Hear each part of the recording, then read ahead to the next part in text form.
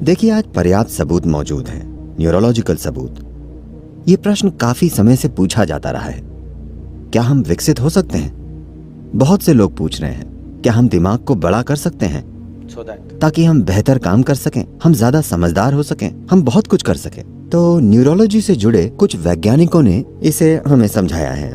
देखिए, अगर आप इस दिमाग की काबिलियत बढ़ाना चाहते हैं, See, if you want to increase the capacity of this brain, one thing is you must pack more neurons. तो एक तरीका है न्यूरॉन्स की संख्या को बढ़ाना। बहुत से बच्चे ऐसे ही पैदा होते हैं, अधिक न्यूरॉन्स के साथ। ये वो बच्चे हैं जो चंचल होते हैं, बहुत बुद्धिमान लेकिन बहुत अधीर और अस्थिर। जैसे ही आज के डॉक्टर उन्हें देखते हैं, वे उन पर कूद पड़ते हैं। और चिकित्सा उद्योग इतना बड़ा उद्योग है, इसलिए वे हमेशा मरीज ढूंढते रहते हैं। और दवाइयों का उद्योग दूसरा बड़ा उद्योग है, तो वे कोई दवाई दे देते हैं। उन्होंने कुछ नाम दे रखे हैं, ADD, ADH, ABC या XYZ। इस तरह सभी 26 अक्षरों का इस्तेमाल हो चुका है।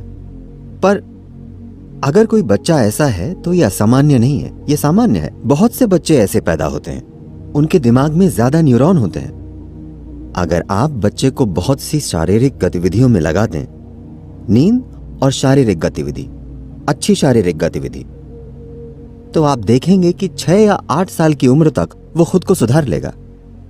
शरीर खुद ये पक्का करता है कि ज्यादा न्यूरॉन मर जाएं और खुद को ठीक कर लेता है।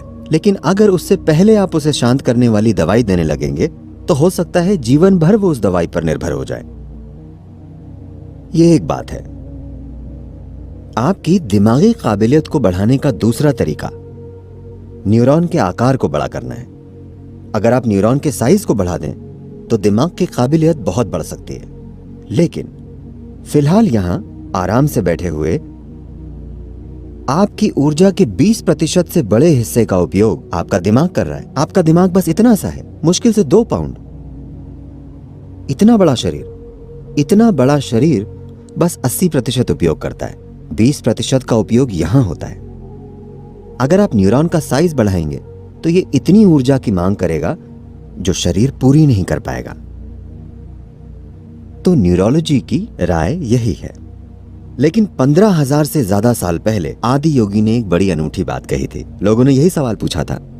तो आदि योगी बोले, देखिए, आप अपनी मौजूदा काबिलियत का इस्तेमाल कहीं ज्यादा ऊंचे तरीके से करना सीख सकते हैं अगर आप फिलहाल हो रहे इस्तेमाल की तुलना में इसे देखें। अगर आप ज्यादा से ज्यादा जागरूक होते जाएं, तो आप अपने शरीर और दिमाग का इस्तेमाल मौजूदा तरीकों से कई ज्यादा तरीकों से कर सकते हैं। पर अगर आपको शारीरिक तौर पर विकसित होना है तो यहाँ की स्थिति कुछ ऐसी है कि सौर मंडल को खुद बदलना पड़ेगा, क्योंकि सौर मंडल कुम्हार के चाक की तरह है।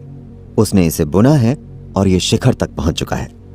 शिखर तक पहुंचने की बात हम ऐसे जानते हैं कि अगर आप सौर मंडल की ज्यामिति के बारे में जानते हो तो आपको पता है कि धरती और चांद की दूरी चांद के व्यास का 108 गुना है। 108 times. सूरज का व्यास, वो सब आप जानते हैं। तो अगर आप इंसानी सिस्टम को देखें, If you look at the human system, there are 114 junction points or chakras has. तो इसमें 114 मिलन बिंदु या चक्र हैं। सबसे पहले 2 भौतिक शरीर के बाहर हैं, तो हम आमतौर पर उनकी बात नहीं करते जब तक कि कोई मिस्टिकल मकसद ना हो। तो 112, इन 112 में से 4 चक्रों के बारे में आप कुछ नहीं कर सकते।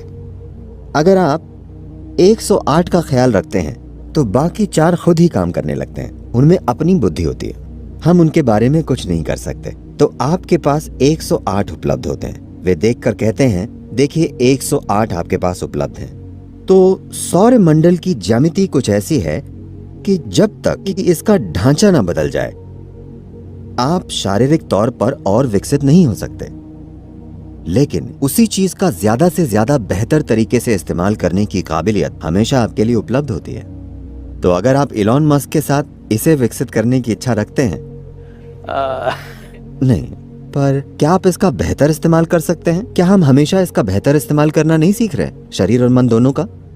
कुछ लोग बेशक समय के साथ खुद को बिगाड़ते जाते हैं, पर कुछ लोग खुद को सुधारते जाते हैं, है ना?